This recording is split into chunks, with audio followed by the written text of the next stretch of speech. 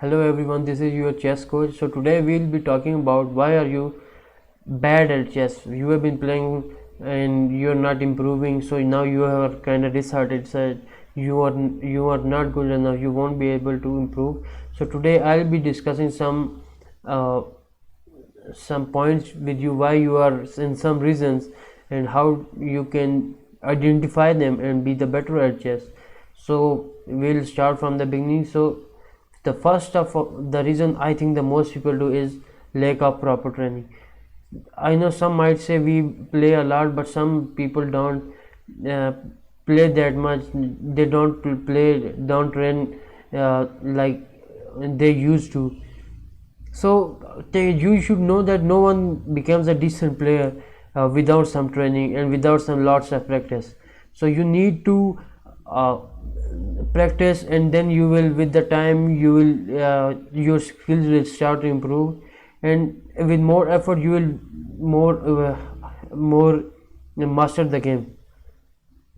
I think one more important thing is to set time regularly to train, whether it will be against a computer, a friend, by maybe you can solve some puzzles, and you must study some tactics. The chess.com gives some lessons, you can get them for free, and some also Lee Chess gives you, and you can find some my videos down this channel. So you can get a lot of stuff where you can improve your game. So first of, I think the first main step is the lack of training. So I'll be discussing some 4 or 5 steps. So let's just say you have to play and you don't know, your opponent plays d4 and you don't know what to do next. Now you play the same game, and let's just say you want to bring back the knight and you just try to copy him, and but when you move to the London and in this game, now you are in the same position, and if you could have a train in the future, so you can see now you can find some moves. You can just simply block its knight from moving here, or this h3 could be the most aggressive move. Let's just say here, and white can just simply play this could be the more aggressive move here in this game, because you cannot move your black cannot move his knight here and he cannot here, and so attack on and get into your territory. So this was important. You must play a lot of games when you have the time, solve puzzles, read some books. So this was my first step. So number 2 reason I give is you don't calculate variations. Chess variations are most important. You must know where the pieces move and what and tactics use some so you need to in chess variation you need to calculate one move ahead. Let's just say we have the board, and let's just say now I know I'm playing as a white, that black cannot play his knight, but black might be thinking that what if I just bring this piece here and just I'll be able to castle in the future. So what you must do is you have to stop him at any cost from getting from castling. So you can just simply play your knight here. So when you bring your knight here, he can just castle. It's just for the sake of game. I'm just saying you need to think one step ahead of you, so that you can in the future you can gain some advantage. Which when you have seen the Magnus Carlsen playing, Magnus Carlsen and some other players, they practice so lot that they can, even I do, we can just simply think one move ahead, and we try to think of the from the opponent's perspective that what he could move, which most of the time he does, and we can just capture his piece.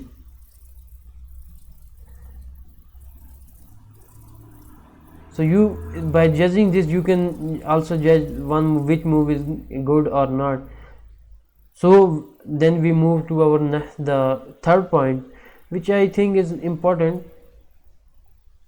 So we will be I might need to, so sometimes in order to get advantage, you must play some gambits, and you have to sacrifice your pieces.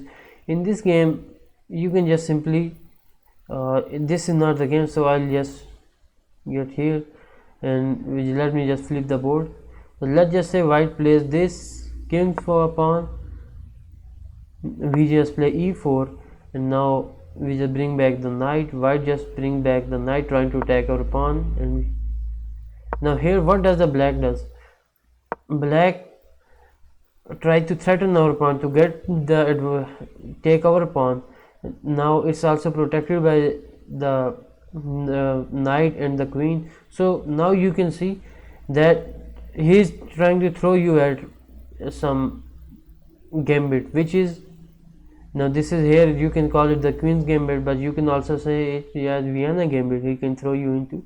But in Vienna gambit we move just one side piece, the black plays like this. Okay, so now you can, and here you can see that the white is at the good advantage, he is trying to sacrifice his pawn. So when the black takes, now his one move, now he has double pawn on one side. Now you can just simply take it in the future, or you can just simply block it, this pawn from moving further, or you can just simply take this, and if black takes here, you can just take back. Now you have the most important pawn in the center, your structure is complete, and now you have the one advantage, one more piece developed. So in chess you have to sometimes sacrifice your pieces to get some advantage for the future. So these are called gambits, so we will discuss them in the detail. So the next point I'll be talking about is why people are bad at chess.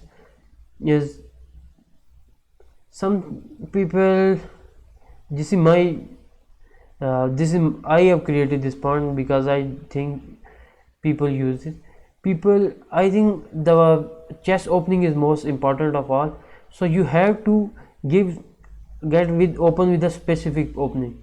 Anyone can use yes, whatever you want, but you must have a plan behind the opening. So in this game some people play the random opening moves, they just don't care about. Let's just say white plays this and black plays this. Now f3 and e5 is what white played, what black played. So in the next move white just thinking, oh, I'm just simply, what if I try to build from this state? So now he gets checkmate from the queen, when queen move to h4. Now you don't have any piece to protect it, to defend your pawn, and now it's a scholar's mate, or you can just call it the full mate. So you have to be very specific with the opening.